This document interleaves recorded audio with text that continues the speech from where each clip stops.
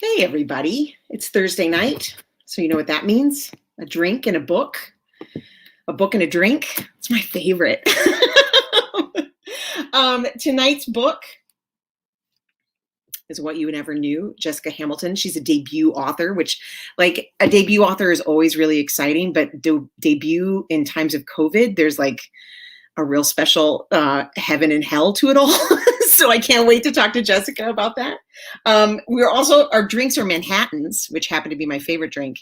But I found out some interesting information about Manhattans. So we'll talk about that too in a second. But first, I'm going to read the back cover copy because my mom always likes that. So again, What You Never Knew. Idyllic Avril Island, owned by the Bennett family, where their 100-year-old cottage sat nestled in acres of forest. 40-year-old June Bennett believed that the island had been sold after the summer of her father's disappearance when she was only 12 years old. It's months after the shocking death of her older sister May in a fatal car accident that June finds out that the cottage was never sold. Avril Island is still owned by the Bennett family, and now it's hers. Still reeling from the grief of losing her sister, June travels back to Avril Island in search of answers. As she digs, she learns that the townspeople believe her father murdered someone before taking off. And that's when she begins to notice strange things happening on the island. Missing family possessions showing up in her bed, doors open when she had locked them closed. It takes June no time at all to realize that her childhood summers at Avril Island were not at all what they'd seemed to be. So, all right, so let's bring Jessica in here. Hi, Jessica. Hi. Thank you so much for joining us tonight. Thanks for having me. So we're drinking Manhattans, your choice. Yes. I do appreciate a Manhattan. Cheers. Did you know that there are cocktails named for every borough in New York City? No, I didn't. Okay, are you ready? Okay. I'm going to have to try them all then. Well, some of them sound kind of gross. So, but one of them, if you like a Manhattan, so the recipe you'd given me for your Manhattan, I got looked around, and so there's something for the Bronx, which is gin, dry vermouth, sweet vermouth, and fresh orange juice. Oh. The Staten Island, which is apparently supposed to be tongue-in-cheek reference to that it's an island, is half coconut rum, half pineapple juice. Oh, that's good. That's good. The Queen's cocktail, the Queen's is basically the Bronx cocktails that uses pineapple juice instead of orange juice. Huh. But the Brooklyn is equal parts rye whiskey and Italian sweet vermouth with splashes of maraschino liqueur and something called Ameripicon, or you can use bitters. That's a serious drink. It is. Yeah. I feel like a tour of New York is required. I agree. I really, really agree. That sounds ideal. So thanks again for joining us. This is your debut, your first book. So can you tell us a little bit about how long you've been working on it or how it came to be? Well, I mean, how long I've been working on becoming a debut author or this? All of it. Particular. Okay. So yeah, it's been a long time. The first manuscript that I submitted for, trying to get a publisher with an agent was back in 2017, I think it was my first one. Yeah. And it was a YA, and it didn't get picked up. And I had a different literary agent. Carolyn Ford is my literary agent now. And so after the YA didn't get picked up, I thought I'd try a different genre. And I wrote a thriller novel. And I thought that Carolyn was maybe a more suited agent to that genre. And so my other agent and I amicably parted ways. And, that's always hard. Yeah, no, he was wonderful, and he was a great mentor, and he worked with me tirelessly for years, and it just didn't work out. But he wasn't as in love with the thriller that I'd written. So I looked into agents, and I actually found Carolyn in the acknowledgements of a Rosnay novel, Little Secrets. And is it Little Secret? Our Little Secret, I think it is. Anyway, I found her in the acknowledgements. I found that the acknowledgement to her as Roz's agent. And I went online, I researched her, and I thought, yeah, that's who I want. And I queried her, and it worked out. And so that was my first thriller that I tried my hand at, and it didn't get picked up. And so I wrote another one, which is What You Never Knew, and fortunately that did get picked up. So it was a long road of trying Yeah. and persevering, definitely. So one of the things that I'm really fascinated, that I've been fascinated with it over the course of this interview series, is what was the what was the germ of the idea for this book? Because there is a lot going on. There could be the germ of this book could be a lot of different things. And then how did that change over the course of editing? Like, was it you wanted to tell a point of view, have a point of view of someone who had died, like a ghost, or a girl returning to her family cottage to realize that not all was what it seemed? What was the idea?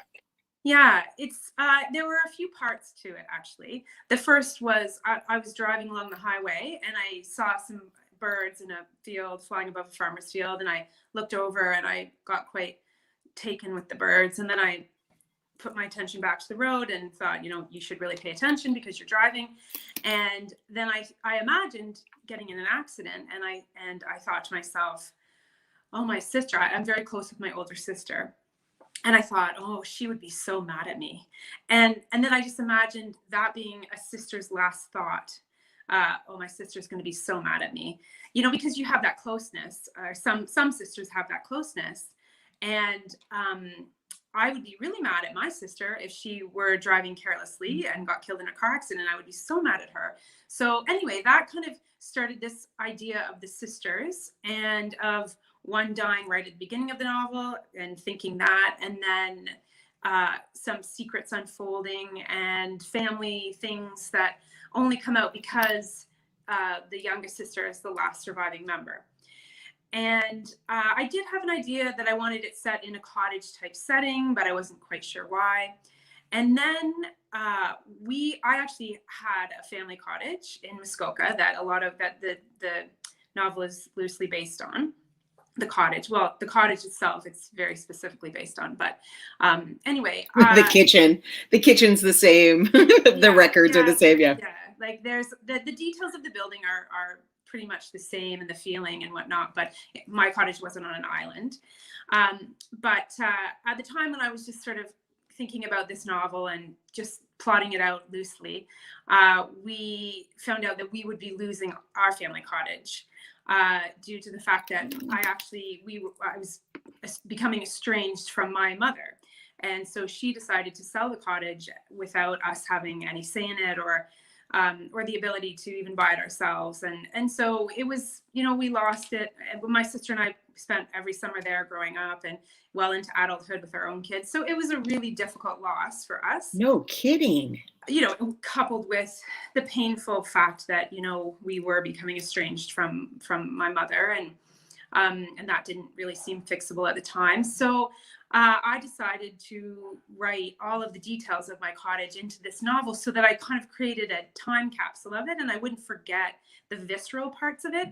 And I found it so therapeutic to, when I was feeling really low, I would go and I would get lost in this novel. I'd get lost in being in, the cottage setting. And so it just all came together at the same time that, yeah.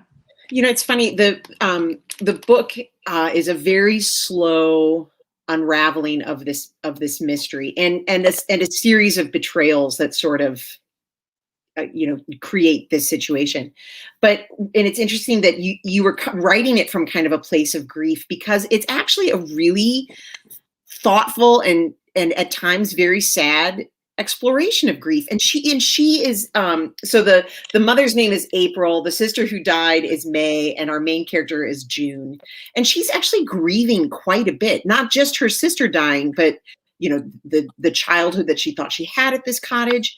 And it felt a little bit like, as you were slowly revealing things about her, a little bit she was grieving who she might have been, like who she could have been. Yeah, no, that's true. That's very true. I do feel like she was just riddled with grief for so many reasons. Her own mistakes she'd made in life, and how she'd gotten to this point, and then her sister, and finding certain things out about her family, and realizing her childhood wasn't what she thought it was. And so there's a lot of loss. And I guess I did channel that in there. I mean, of course, very different situations, and it's not the Right. same story. But yeah, I was going through a very hard time, so that helped the writing. Um, one of the things, like so the book opens. May is finding out that their mother had lied to them. She gets news that this cottage hasn't been sold, and she's freaking out. Right? She is freaking out. There's something that no one can know about what happened on in this cottage. And she tears up the deed or the will, whatever. She tears this thing up, throws it away, and then gets in this car accident. And then she's a ghost. And I was like, oh man, careful. You're gonna get. So was it fun writing the ghost? Because you do sort of address, like, how does she kind of fade in and fade out, and how does she move, and what is she doing there, and why, like, was that part tricky? Did you find yourself like down rabbit holes of like Ebenezer Scrooging things? At times, yeah, no, it was a lot of fun, but there were some tricky parts to navigate, because I didn't want it to step on any religious toes, so to speak. I didn't want it to be one idea of how people die in terms of religion or spirituality. I wanted to keep it a little bit vague, and you could sort of put whatever beliefs you had in there. And so it was difficult doing that, and trying to keep it in such a way that I didn't go too far into explaining, where she was when she wasn't, with Right. June, I didn't try to explain anything. It is like, it is a trap, because you do start to want to answer questions that you fear your reader's going to have, but then you just realize, well, if you just don't give them a chance to really ask the question, then it's like the important thing is when she's in the room. So how much was this book? How long did it take you to write it? And then was the editorial process longer, shorter? Did it change dramatically over the course of writing it? Well, I started it in I believe it was January 2019.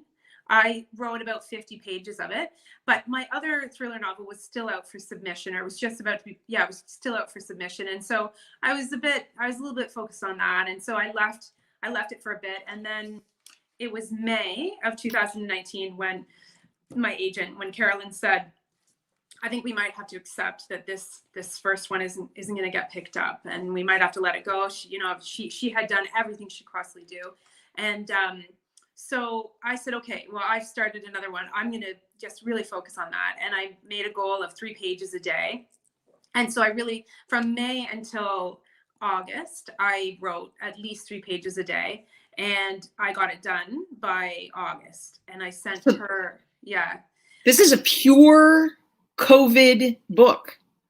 Yeah, well, yeah. Written and released within COVID.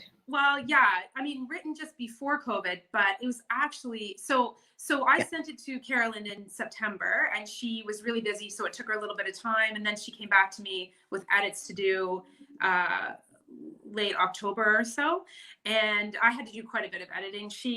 I had other ghosts in there, and she was like, "Is this a ghost story?" Or like, no. What other ghosts did you have? What an idea. I just threw in, I really like spirits and ghosts. Like I find that fun, and I'm quite interested, and I've had my own experiences. So I just try to get them in there as much as I can. But she was so right in that it was making it more of a ghost story and taking away from the real parts of it that could be stronger. So I pared it down, and I changed some things, and I sent it back to her, and she said, yeah, that's great. And then by the time that was done, it was the week before the entire world was shut down, and she submitted on the Tuesday or Wednesday before. Yeah. And I just thought, I thought, great, that's that then. But and things did slow right down, and everyone, I asked Carolyn, what does this mean? And she said, I don't know. Nobody knows right now. This has never happened. So sit tight. So I did. And then in June we heard back from Crooked Lane Books that they were interested, or it was May 2020. So Yeah, it was March to May that I had to wait to find out, and yeah. Wow, it's amazing. One of the other things that I really like about it, and that I guess this is one of those situations. I do this in these interviews where I want to say something nice about your book, and I want you to make it into a question and answer it. All right, so I'm going to try to do this. One of the things, and I wonder how it worked, because I love and appreciate how this story came to you, because it felt very real and true in the book, that it was a book about sisters and it was a book about grief. Um, but you also have quite a few twists in this book. Like you have like one big twist and then another big twist and then a little smaller twist. Like, did those come easily to you? Did they come while writing? Was it hard to think of them? Did you feel like you needed to add more, or like how did the twists work in for you? Well, I had one twist from the very beginning that I knew would come out sort of at the end, where the reader's like, oh wow, that sort of thing. And then I knew, you in thrillers, certain things happen. People die and they don't know they die, or people didn't die and they think they died. And, so there's certain things that you do. And so I just played around with ideas around her parents and the people in the town. And I had an idea, a general idea, but it still happens that you're writing it and then you think, oh, that moment, and yeah, and you throw that in and it's great.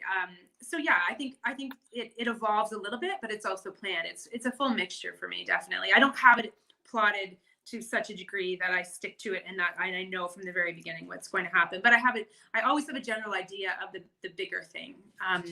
And even what I had planned as being the biggest twist, my editor said, yeah, you got to pare that down. You've got to tame that down a bit. And again, she was absolutely right. And I did, because when I told people my version, they go, so. Oh. I'm imagining what that is. So that's why you should always listen to other people when they talk to you about your book and give you suggestions. So anyway, I've got a hair in my... so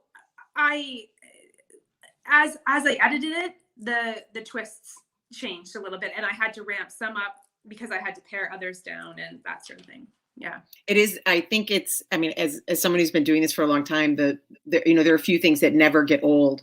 And one of them is that like, oh, this is the thing. And I've left this room for it. And I just need to connect these 4 dots. And aren't I a genius? And I didn't even know it. Yeah. One of the things that I loved about the ghost story point of view, May's point of view, was how, because the rest of the book, all the details, all of the memories are all in June's point of view. And, June would have this thought or something would be revealed about her. And I am going to reveal this because it's not a huge spoiler. It's not a huge spoiler, but June had an affair in her marriage. Right. And it comes out, and it comes out again with some of this grief attached to it.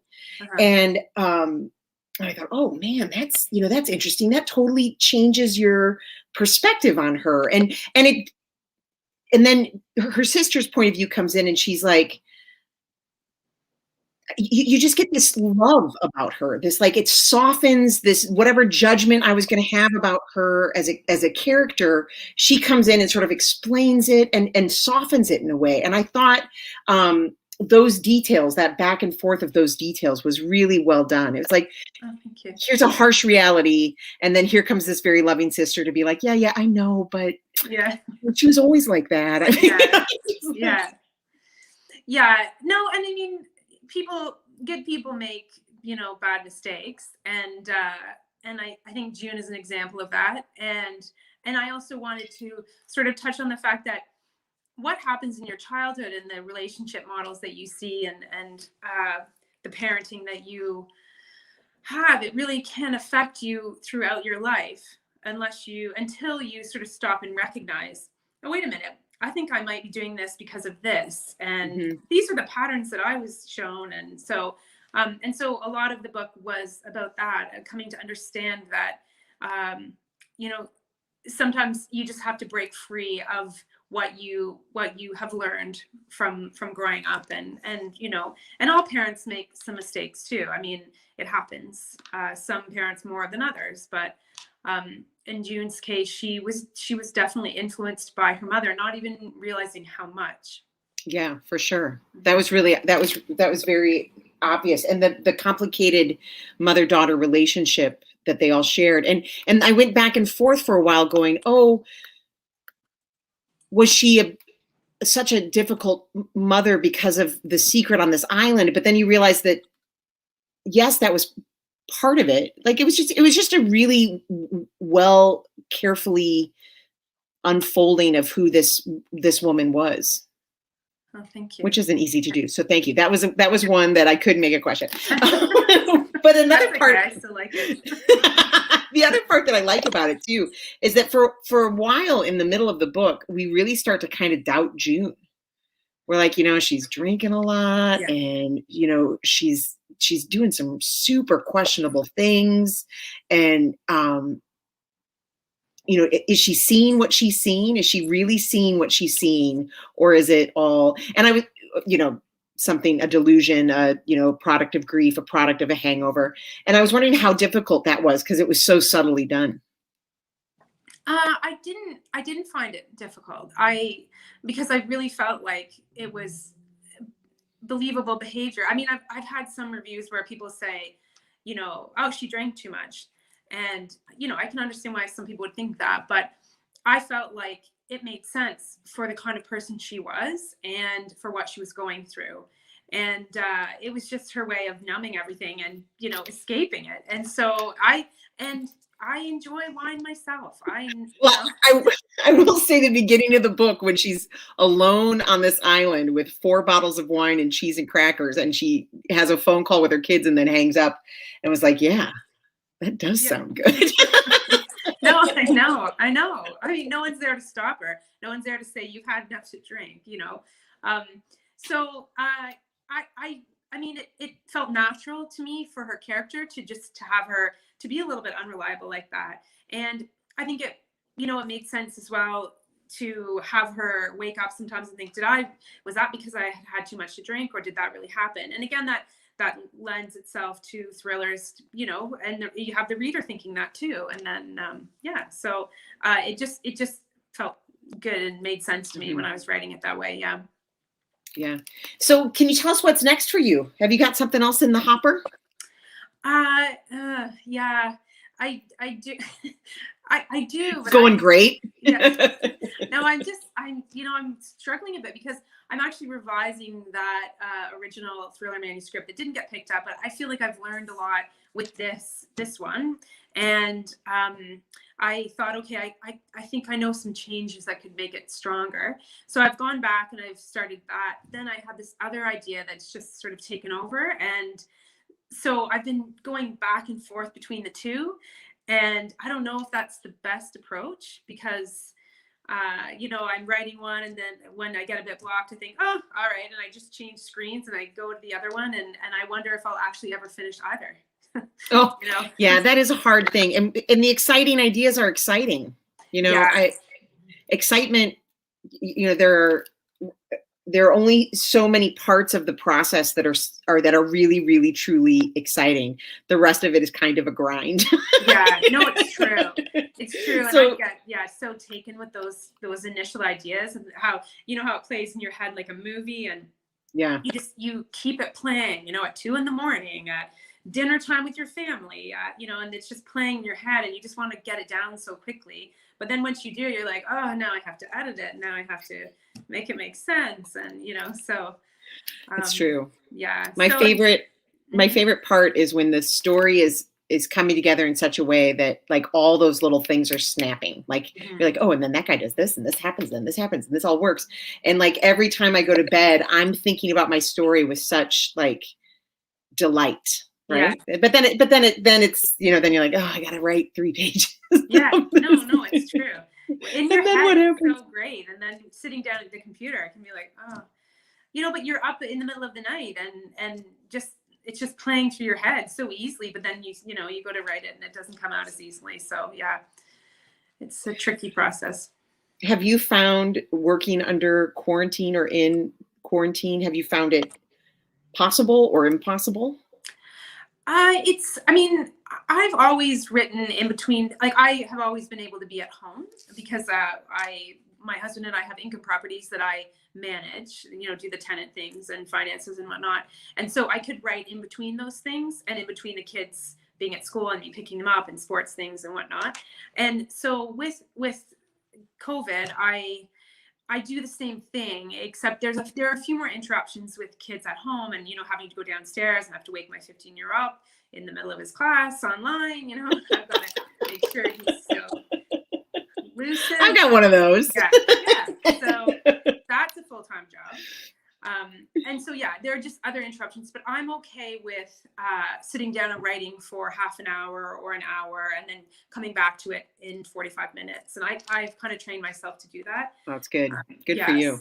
So yeah, I mean, it's not the easiest thing, but it's still doable for me. Yeah. And I'll do it on the weekends. I'll do it in the evenings because I love it. So, you know, a Saturday of writing, of just uninterrupted writing, is a wonderful thing to me. I'd rather do that than pretty much anything. So Right. Bliss. Yeah. Bliss. yeah. Well, I can't wait to see what comes next from you. Thank you. I really enjoyed this book. Everybody watching, everybody listening, it's called What You Never Knew. Go pick it up. It is a ghost grief family mystery thriller story. Nice. And it's very good. Very good. Thank you, Jessica, for hanging out with us tonight.